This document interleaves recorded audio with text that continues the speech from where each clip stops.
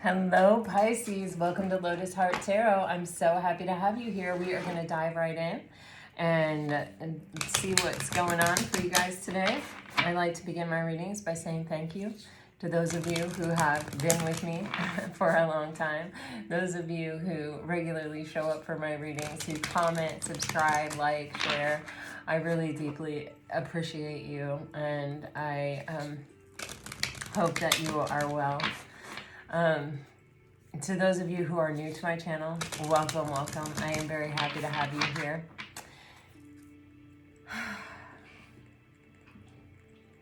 Please keep in mind this is a general reading. Take what resonates and leave the rest. For Pisces, please Spirit, for Pisces.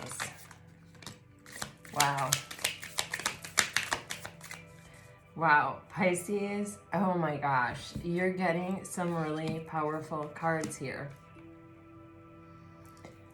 All, throat chakra, third eye chakra energy. This is like definitely the time to allow yourself to be guided by your intuition. Say what you intuitively feel, open yourself up when you are, trying to express yourself here to your intuition, invite the highest and best thing to occur, to be said, to be guided and led. Every day before I sit down to read with you, I ask my spirit guides, the Holy Spirit, the saints, benevolent spirits, ascended masters, to help me to see the messages that are going to be in the highest and best for all, and to find the words that are going to be in the highest and best for all. And that's what this feels like. So you may have an important conversation or some kind of communication coming in, and it feels like, it is just an opportunity for you to take that breath and to invite, whomever you feel is of help to you, to help, you find the words and to, even understand the messages. So you have invincibility on the bottom of the deck. How can you tap into your courage? How can you grow a thicker skin? How can you deflect and overcome negativity, judgment, and criticism? How can you trust yourself more deeply? And then you have North Star. What forces are guiding you and steering you toward the right path? What guides you towards your purpose and your light? And then you have Mana Potion, which says, how can you increase your magic, your intuition, and your creativity? How can you amplify your ability to express your talents and manifest the reality that you want? How can you tap into your authentic power? These cards were not meant for this purpose. They were not meant for tarot card reading. It's a game. And I don't know, I think they're awesome for tarot card reading. I feel, Pisces, it's like, remember what your intention is. Remember what your purpose is. Remember what's guiding you to be in this space in this time right now. And always sort of keep that as your North Star. Always keep that as your intention. Keep that as your focus as you move through. Don't allow yourself to be distracted by naysayers, by criticizers, by judgers, or even in your own head, right? If you had a critical parent or a critical teacher or a critical past person, oftentimes their voice will show up and tell you, you're not good enough, or here you go again, this has always been your problem, and it will set you off in a path that leads you away from what you're trying to achieve instead of towards it. So this is just, it's really bringing your mindful awareness to the present moment and what you're trying to accomplish, where you're trying to go, what your purpose is, what your intention is, and to speak your truth and to live in your authenticity.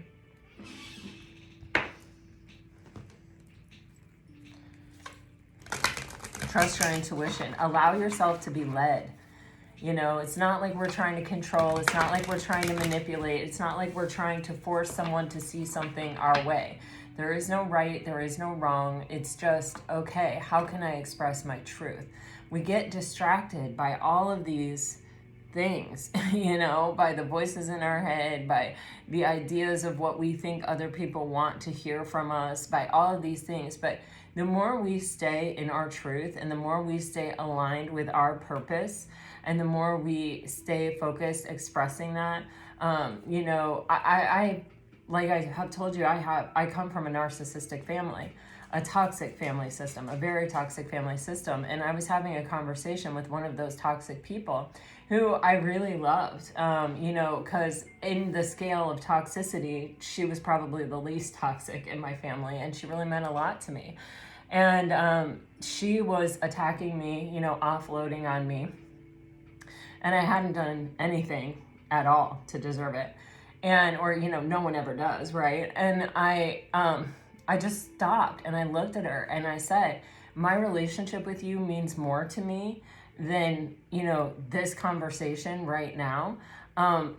Like I would like for us to like sit down and really, you know, focus on the love that we have between us. But, you know, after that, I realized that like narcissistic people don't really love. So I was loving her, but she wasn't able to love me. It was more important to her to use me to offload emotions that she wasn't capable of processing on her own. And I didn't fully recognize that at the time. I knew that there was something really wrong. And, you know, I knew that like there was something that was toxic and that was happening. But because I can always look back and know that I stayed in my center and know that I literally tried to diffuse the situation to the best of my ability, and that, you know, I reminded her, or I gave her the off ramp, I gave her the opportunity to go, oh, right, you know, this is Christy, this is this person that I love, you know, hold on, let me regroup here, let me take a step back and let's focus on the love. But she wasn't able to do that. And she escalated it and escalated it and escalated it. And unfortunately, that was the last time I've ever seen her. Or maybe fortunately, I don't know. But because I was the pillar of consciousness in that story for myself, because I spoke my truth, I am at complete peace with what happened. If I had allowed myself to get distracted and to respond to the toxicity that she was spewing at me, and if I had felt the need to defend myself or to, you know, say, this isn't right, like what you're saying isn't true, and like go in on it and engage with that energy, I would have been doing myself a disservice. A narcissist is never going to, they don't want to hear, they're not looking for fair, they're not looking for right, they're not looking to accomplish something loving. They're looking to offload on you what they themselves cannot process. And so, you know, I would have just been feeding into that, and I would have felt really bad about myself, and it would have taken me a long time to recover from that had I allowed that to happen. You know, so when we are in our truth and we speak our truth, and even if, and we remember our intention, it doesn't always happen, right? Because when we were raised in toxic environments, we have our own reactions, and we're not always able to do that. And believe me, you know, even since that moment, I've had moments where I'm like, oh, you're getting off course, you're getting off track, you know? And it happens because we're human, and that's part of the human experience, and that's part of growing, and that's part of learning, is having the same thing happen so that you have the opportunity to really reinforce the position that you're taking and the growth that you've made. So it's not to like beat yourself up, but we are always okay with what happens when we speak our truth and when we are in our own authenticity. We can always sleep at night, and it's much easier to let a situation like that go. You know, that was years ago, and I'm still at peace. So you have present, you live in the moment, and are able to bring forth the energy of love in your current circumstances. Right, guys, like, that's it. I mean, that's what I just said. I mean, that's even the story that I told, is that, you know, when you stay present and you stay focused on your North Star, on what your intention is, on what your truth is. My truth is that I want to live a loving life with loving people that are also authentic. And, you know, when a lot of people can't, or they haven't gotten to that place where that's what they want, or they want something different, and everyone's entitled to want what they want. But if you don't want that, then I I'm going to definitely, at the very least, limit my interaction with you. You have satisfaction, right? You let the energy of love guide you to self-approval so others no longer define who you are. Exactly. That's the thing. I knew as I was watching her unload on me, there was nothing I could do to stop it. There was nothing, like, she was saying some really nasty things to me about me, and I could have gone down that path and listened to it, but and been distracted by it and beat myself up about it and introspected and asked myself, is this true? Could this be true? You know, because that's what empaths do. But instead, I stayed present in the moment. I did not allow myself to move away from that. And I knew I was okay with myself, and I'm okay with everything that she was trying to use against me. I knew that I had made the right decision in all of the things that she brought up. I was like, yeah, okay, you know, and I looked at her and I said, I sleep fine at night. None of those things bother me. I don't question whether I did the right thing in any of those circumstances. I know I've done the right thing, you know, which was my truth. And that just further spurned her. So that's when I said, okay, hold on. Let's remember the bigger picture here. And you see this cause and effect. You are aware the love you create in your thoughts is an agent of change and the foundation of your results. I knew in that moment what I was seeing. I knew it was toxic. But I thought, I'm not contributing to the toxicity. I'm contributing to the love. What I want is a loving relationship. That is what I thought we had. That is where I thought we were at. And so if I only bring love into this situation, I leave on the table the opportunity of love.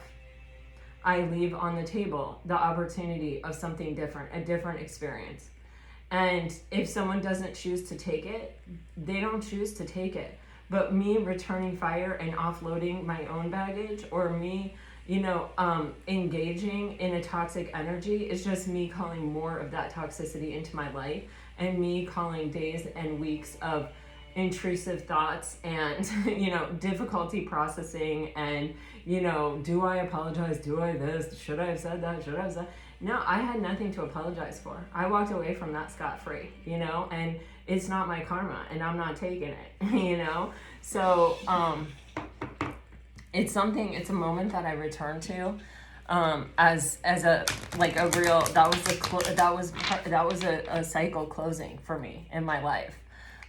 It's not to say that I've never engaged with toxicity to a high level since then, but I have I have taken the bait, you know, that people put out there, and then realized that I took the bait and then walked away from it. but I haven't ever, you know, really engaged. Yeah, so when you know, here's the thing. Gosh, you guys are getting present moment again. You're getting divine timing. I love this. It's close. It's so close by. If it isn't already here. You have love ignites and searching.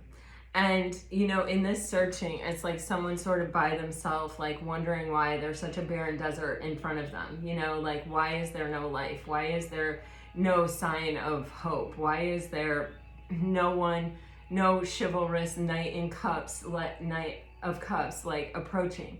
And, you know, these times of searching are so critical to us as human beings, to our development.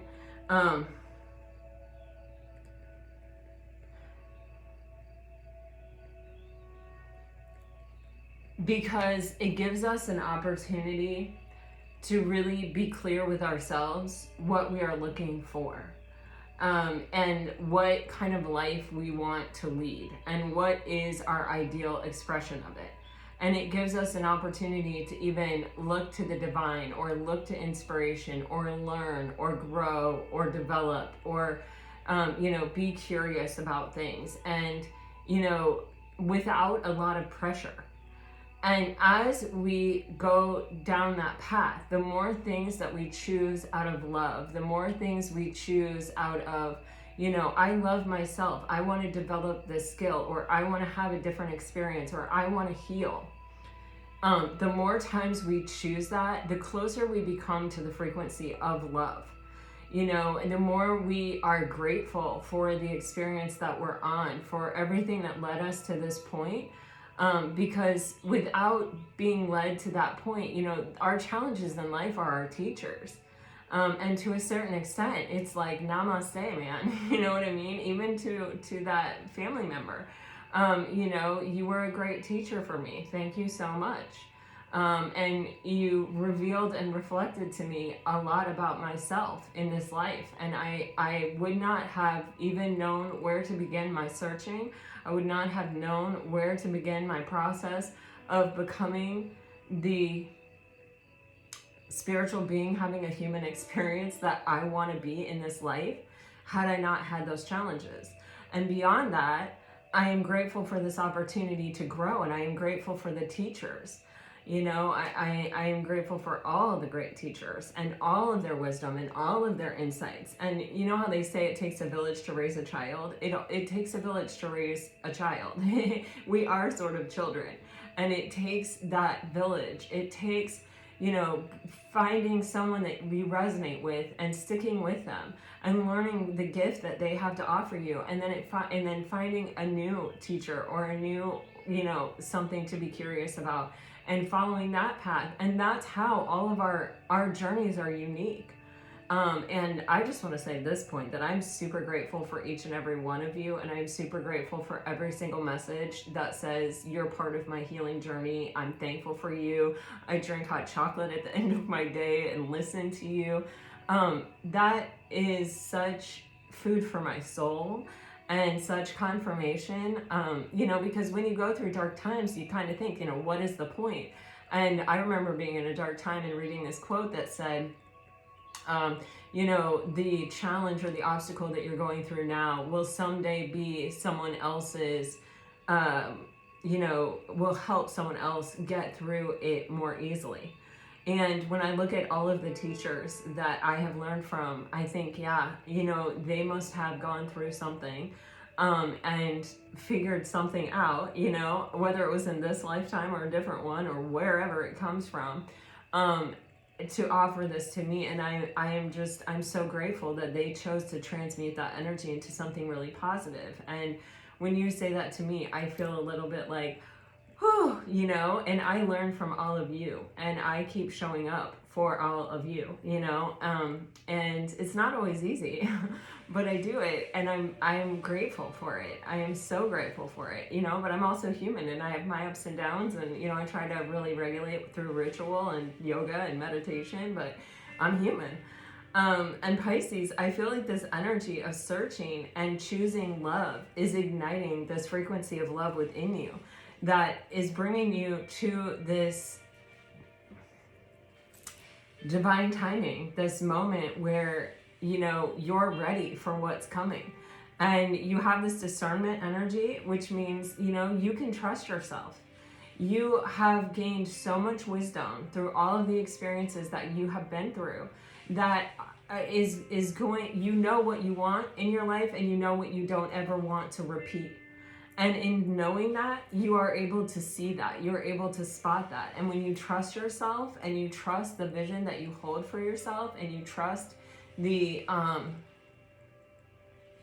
your ability to know what is, and if you've been in toxic situations, trusting yourself is a hard thing.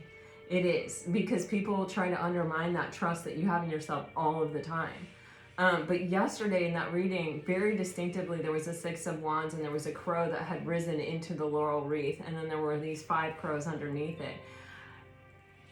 People try to get you to play a role in their life, in the story that their ego needs to feel okay in the world.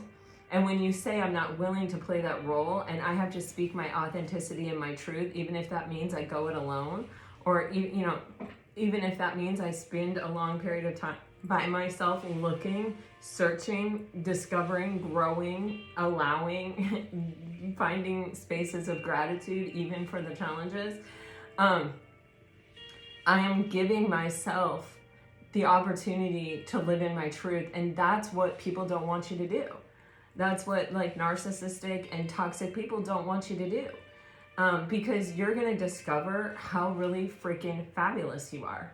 You're going to discover how capable you are. And I feel like it's going to be a really rewarding and beautiful journey for you. You have resonance on the bottom. And, you know, I say in the beginning of every reading, you know, take what resonates and leave the rest. And I don't really explain what is resonation. You know, do we know? It's when your intuition already sort of feels it or already sort of knows it. And when I say it, it's just a confirmation or an affirmation to what you already feel or know. And when you have discernment and resonation, it's like you know the difference. You know the difference between something that is in alignment with your soul and something that isn't. Wow, 10 of Swords, 8 of Pentacles in reverse, 9 of Pentacles upright. Wow. So Pisces, this 8 of Pentacles in reverse is, you know, where we do not have self-mastery, where we are still really attaching to our emotions and letting our emotions sort of take us for a ride and sort of pull us away from that North Star energy, what our purpose is. We're allowing life to sort of get in and kind of sink our ship a little bit, or at least get it to, you know, a pretty rough state that we have to then kind of pull back and repair from. But with the 10 of Swords here, this cycle is completing. This really, really difficult and hard cycle is completing. It may have involved a lot of betrayal. It may have involved a lot of critical words from people, your parents, your coworkers, your boss, your partner, whomever. But here's that energy of rising up. You have the 9 of Pentacles upright. Wow, on the bottom of the deck. And, oh man, oh my God, I love tarot. The 9 of Pentacles on the bottom of the deck is saying, you know, this is a hard-fought energy. You do not arrive at the 9 of Pentacles because you manifest it or because you want it. This is like, I'm putting the work in and day out. I'm not giving up.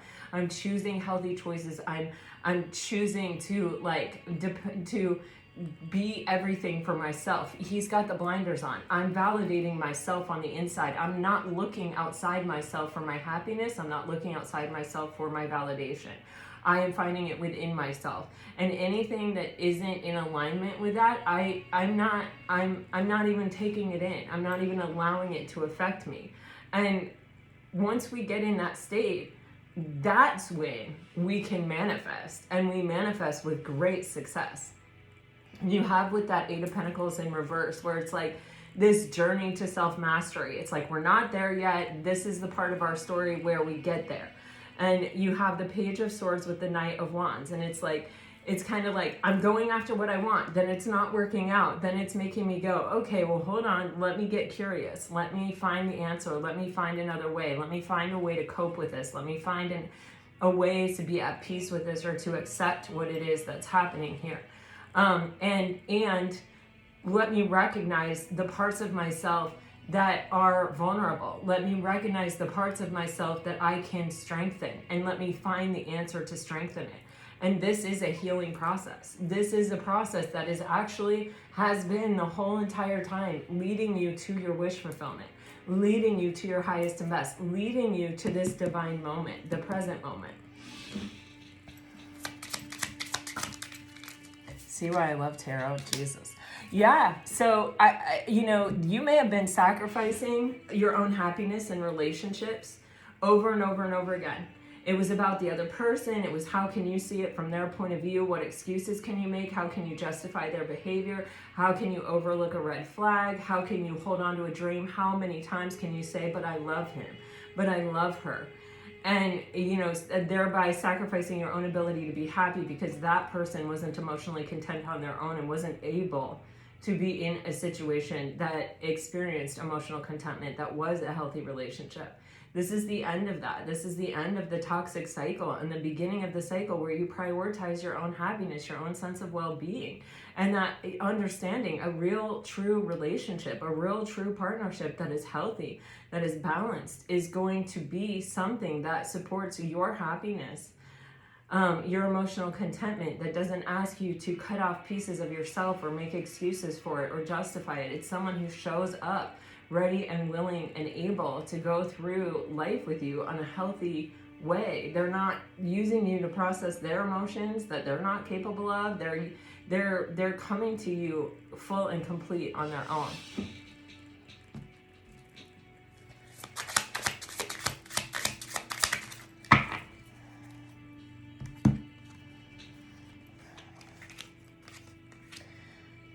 Wow. So you have the Moon card with the Strength in reverse with the 10 of Wands. This was a burdensome cycle. You were taking on things that really didn't belong to you. Other people with the Strength in reverse, they may have acted or seemed externally confident. If you're dealing with a toxic family unit, a lot of times the family is trying to present a strong front, and they don't want a truth teller to get out and be able to tell a different version of the story of the family than them. So they will take away the power of that person. They will say, oh, you can't trust this person, or this person is full of crap, or they've just always been the way that they are, and da-da-da-da-da.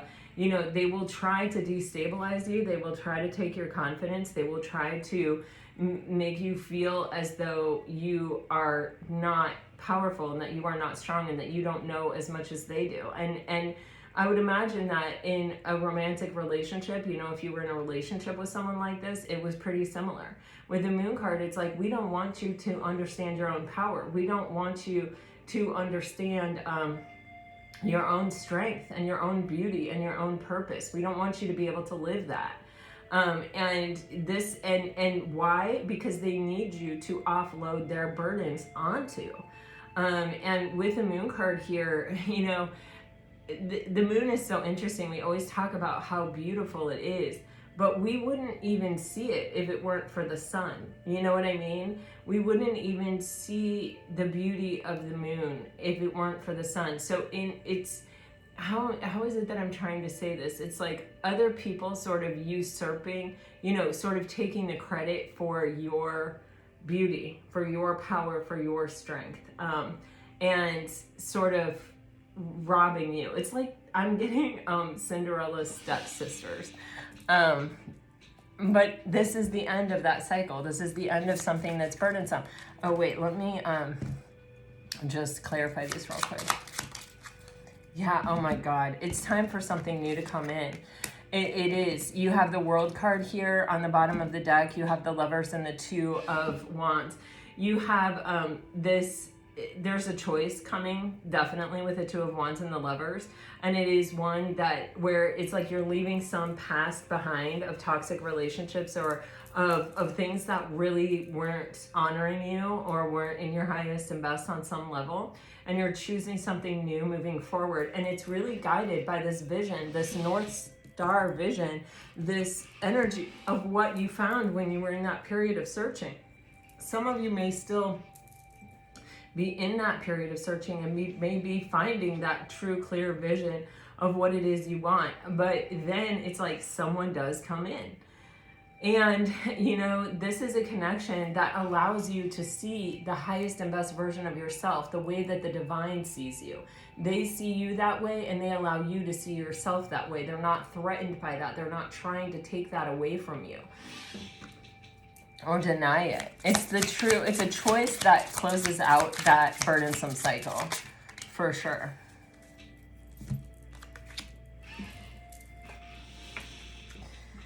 Okay, yeah, you have the Four of Swords coming out in reverse. You have the Ten of Pentacles upright, and you have the Seven of Wands on the bottom of the deck. This is like you're coming out of this phase of healing. You're coming out of this phase of solitude or quiet, or, kind of detaching from something that was bothersome, allowing yourself to come to a place of peace and acceptance with it. With the Ten of Pentacles, it's like you're ready to start building. You're ready to start building something strong. And with the Seven of Wands, it's like you have a renewed strength. You have an ability to come in and really fight for what it is the vision that you hold for yourself, and to protect yourself from anything that isn't in alignment with it. You have the strength to do that now.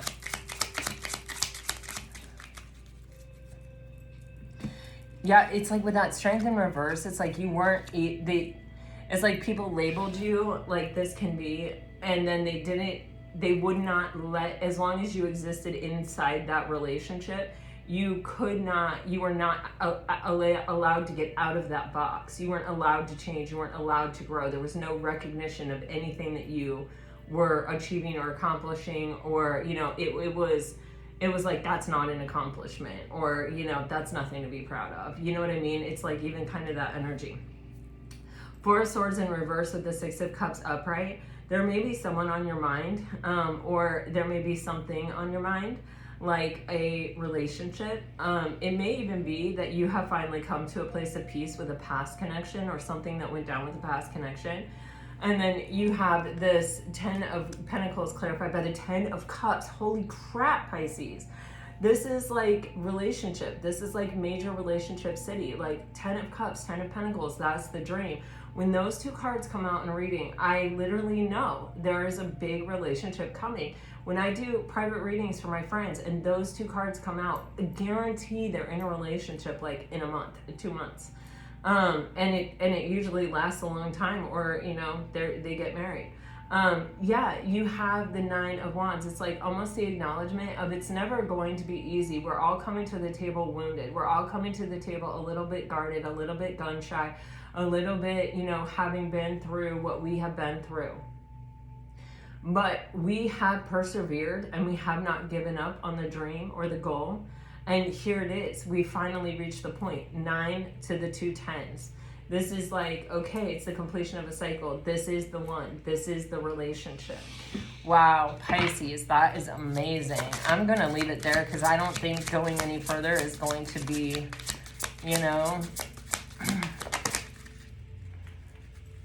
it's not going to get much better than that right now. But it has been a process of getting ready for this moment. It has been a process of, preparing and healing and being wounded and moving beyond it, healing from it. Yeah, oh my God, you have healing.